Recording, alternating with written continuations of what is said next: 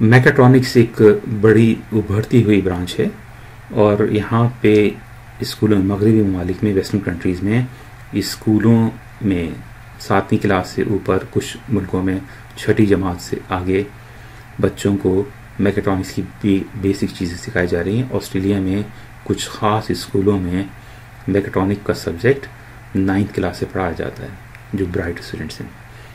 तो ये कुछ चीज़ें आप अपने बच्चों को सोच सकते हैं कि सिखानी चाहिए। हमारी स्कूलिंग मेरे ख्याल में शायद हमारा करिकुलम बहुत पुराना हो चुका है, तो ये बेसिक चीज़ें हैं जो कि आजकल के दौर में बच्चों के लिए बड़ी अच्छी साबित होंगी फ्यूचर में। तो मैं आपको इस लेसन में सिखाऊंगा, आज के इस वीडियो में सिखाऊंगा ये कॉम्बिनेशन स्पैनर कैसे बनाते हैं ऑटोडेस्क फ्यूजन 360 इस्तेमाल करके। Autodesk fusion 360 free for use है अगर आप पर्सनल यूज़ के लिए इस्तेमाल कर रहे हैं या फिर अगर आप इसको सिखाने के लिए इस्तेमाल कर रहे हैं। तो ये 3D मॉडल मैंने बनाया है जो कि एक्चुअली ऐसा स्पैनर क्रिएट करने के लिए इस्तेमाल हो सकता है। आप इसका 3D प्रिंट भी ले सकते हैं और इसको बाकायदा फैक्ट्री में भेज के आप इसकी बड़े पैमाने पे इसकी प्रोडक्शन करवा सकते हैं। तो आइए देखते हैं कैसे बनेगा ये स्पैनर। तो ये एप्लीकेशन ऑटोडेस्क फ्यूजन 360 मैंने डाउनलोड करके इंस्टॉल की हुई है। आप ऑटोडेस्क की वेबसाइट से ये डाउनलोड कर सकते हैं फ्री में। मैं डबल क्लिक करता हूँ तो ये आपकी एप्लीकेशन जब आप एक्टिवेट करेंगे तो इस तरह से नज़र आएगी। कुछ ऊपर टूल्स हैं जो कि हम लर्निंग के दौरान सीखेंगे, अपने प्रोजेक्ट क्रिएट करते वक्त सीखेंगे, बजाय इसके कि मैं हर टूल को आपको डिफाइन करूँगा अलग से। लेफ्ट हैंड साइड पे एक नेविगेटर है और नीचे एक ये टाइम लाइन है। जो ऑब्जेक्ट्स या जो स्केचेस आप क्रिएट करते रहेंगे वो यहाँ पे अपीयर होंगे। बीच में एक वर्क स्पेस है जो कि अनलाइक वर्ड और पेंट ब्रश और इस तरह के दूसरे डॉक्यूमेंट के एक 3D वर्क स्पेस है। इसमें एक टॉप व्यू है, एक राइट व्यू है और एक फ्रंट व्यू है, पीछे भी एक व्यू है। लेकिन आपको जो नज़र आ रहे हैं इस वक्त स्क्रीन पर वो टॉप है, फ्रंट है और टॉप फ्रंट और राइट है। मैं करता हूँ इस आइकन पे क्लिक जो कि क्रिएट स्केच का आइकन है और जैसे ही मैं क्लिक करूँगा तो मेरे सामने एक ग्रिड और 3 प्लेन नज़र आ रहे हैं। एक है टॉप प्लेन, ये वाला टॉप प्लेन है, ये फ्रंट प्लेन है और ये राइट प्लेन है। तो मैं क्लिक करता हूँ टॉप प्लेन पर और ये टॉप प्लेन मुझे ऊपर से टॉप से नज़र आ रहा है इस पर। ठीक है, तो मैं मिडिल माउस बटन को जूम इन करने के लिए इस्तेमाल कर रहा हूँ। रोल डाउन करूँगा तो ये जूम इन हो रहा है और मैं मिडिल माउस बटन दबा के और ड्रैग कर रहा हूँ तो ये ग्रिड मेरी राइट और लेफ्ट पे मूव हो रही है। सबसे पहले मैं क्रिएट करूँगा एक लाइन और लाइन होनी चाहिए हमारी कंस्ट्रक्शन लाइन। और कंस्ट्रक्शन लाइन का मतलब ये होता है कि ये किसी स्केच का हिस्सा नहीं होती, सिर्फ डायमेंशंस के लिए इस्तेमाल होती है और गाइडलाइंस के लिए इस्तेमाल होती है। तो ये ओरिजिन पॉइंट कहलाता है। ओरिजिन पॉइंट पे आप देखिए मेरा कर्सर स्नैप हो जाएगा। स्नैप किया मैंने और ड्रॉ किया मैंने, ड्रैग किया कर्सर को राइट हैंड साइड पर और एक ऊपर की तरफ आप देखें कि ये एक मेजरमेंट आ गई है। मैं इसको करता हूँ 240 मिलीमीटर्स। तो ये मिडिल माउस रोल अप करके मैं लाइन व्यू को छोटा कर लेता हूँ और इस वक्त मेरे पास एक लाइन ड्रॉ हो गई है जिसकी लेंथ 240 मिलीमीटर है। ये डॉटेड लाइन है, इसका मतलब है कि कंस्ट्रक्शन लाइन है। अब मैं करता हूँ इसको क्लिक क्योंकि हम एक एक्चुअल स्केच बनाना चाह रहे हैं। मिडिल माउस बटन दबा के मैं थोड़ा सा सेंटर कर लेता हूँ, उसके बाद रोल डाउन करके मिडिल माउस बटन को थोड़ा सा जूम इन कर लेते हैं। जाते हैं क्रिएट पे दोबारा से और एक हम करते हैं क्रिएट एलिप्स। तो एलिप्स जब मैं क्रिएट करना चाहूँगा तो ये ओरिजिन पॉइंट से करूँगा और यहाँ पे आप देखें कर्सर मेरा स्नैप हो गया। मैं ड्रैग करता हूँ राइट हैंड साइड पे और क्लिक करता हूँ और दोबारा से मैं ड्रैग करता हूँ ऊपर की तरफ और दोबारा क्लिक करता हूँ।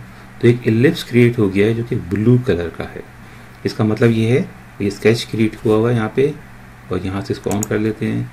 स्केच मौजूद है लेकिन पेंसिल का साइन मौजूद है यहाँ पे।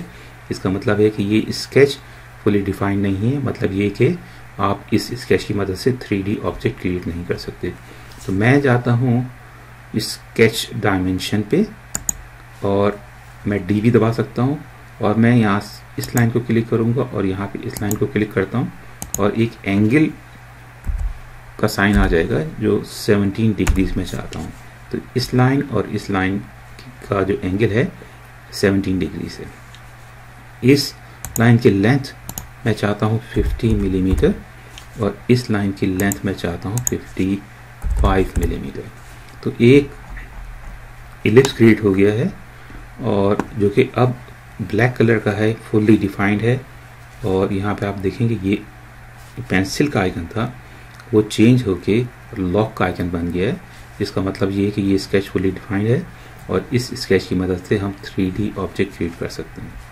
मैं दोबारा से जाता हूँ लाइन टूल पर और मैं एक लाइन क्रिएट करूँगा पेरिफेरी से और इसको लेंथ मैं दे देता हूँ 20 मिलीमीटर्स। और ये आइकन पैरेलल कंस्ट्रेंट क्रिएट करने के लिए है। तो मैं क्लिक करता हूँ और मैं चाहता हूँ कि ये लाइन इस लाइन से पैरेलल हो जाए। अब ये पैरेलल का सिंबल आपको नज़र आ रहा है, ठीक है। और फिर हम जाते हैं डायमेंशन की तरफ। या मैं डी दबा देता हूँ कीबोर्ड पर और यहाँ का और यहाँ से जो डिस्टेंस है वो होना चाहिए 12.5 का, ठीक है जी। अब हम एक और लाइन क्रिएट करेंगे और वो लाइन होगी कंस्ट्रक्शन लाइन अगेन, यानी कि स्केच का हिस्सा नहीं होगी। और ये लाइन हम क्रिएट करते हैं पैरेलल इस लाइन से। अनडू कर लेते हैं कि लाइन पैरेलल नहीं है। लाइन आइकन दोबारा से क्लिक करते हैं और एक पैरेलल लाइन क्रिएट होगी है इस लाइन के, ठीक है जी। इसके एक बटन मैंने दबाया है और अब मैं जाता हूँ मिरर के आइकन पर। मिरर क्लिक किया। ऑब्जेक्ट कौन सा मिरर करना है, मुझे ये ऑब्जेक्ट मिरर करना है। मिरर लाइन कौन सी है, इसको क्लिक करते हैं और मिरर लाइन हमारी ये है। तो अब एक मिरर लाइन क्रिएट हो गई जिसकी लेंथ इतनी ही है और इसका डिस्टेंस इस लाइन से और इस लाइन से 12.5 मिलीमीटर से। ओके कर देते हैं। तो ये दो लाइंस क्रिएट हो गई हैं जो इक्वी डिस्टेंट हैं फ्रॉम दिस लाइन और दोनों का यहाँ से यहाँ तक का डिस्टेंस 12.5 मिलीमीटर का है, यानी कि यहाँ से यहाँ तक का गैप 25 मिलीमीटर का है। मैं जाता हूँ क्रिएट के आइकन पे दोबारा और मैं आर्क पे जाता हूँ और 3D पॉइंट आर्क करता हूँ। लेफ्ट माउस क्लिक करूँगा मैं इस आइकन पर और इसके इस पॉइंट पर और उसके बाद इस पॉइंट पर और मैं ड्रैग करूँगा। ये लाइन मेरी अभी तक कंस्ट्रक्शन लाइन है, इसको दोबारा से क्लिक कर देते हैं और हम इसको आर्क क्रिएट कर लेते हैं।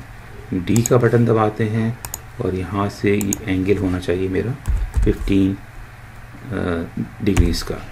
तो एक फुल्ली डिफाइंड स्केच हो गया। आप देखें कि स्पैनर के एक हेड की तरह की शेप क्रिएट हो गई है। तो स्क्रॉल करता हूँ मैं अपने मिडिल माउस बटन को ऊपर की तरफ और जूम आउट हो गया हूँ मैं और मैं आता हूँ दूसरे पॉइंट पर और स्क्रॉल डाउन करके जूम इन कर लेते हैं। एक सर्किल क्रिएट करते हैं इस पॉइंट पे क्लिक करके और इसका डायमीटर होना चाहिए 35 मिलीमीटर्स और ये स्केच फुल्ली डिफाइंड है।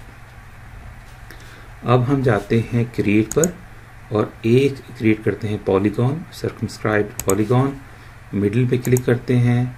हेक्सागॉन है, 6 साइड्स हैं, इसकी हेक्सागॉन है और क्लिक कर देता हूँ मैं यहाँ पे और हॉरिजॉन्टल या वर्टिकल कंस्ट्रेंट लगाते हैं इस पर और इसको हम यहाँ पे क्लिक करके वर्टिकल कंस्ट्रेंट कर दिया मैंने। इसके बाद डायमेंशन पे यहाँ से यहाँ तक का डिस्टेंस होना चाहिए 25 मिलीमीटर्स का। एक और पॉलीगॉन क्रिएट करेंगे, सर्कमस्क्राइब पॉलीगॉन। क्लिक करते हैं मिडिल पे और इसको थोड़ा सा घुमा लेते हैं और इसका भी डिस्टेंस होना चाहिए 25 मिलीमीटर का।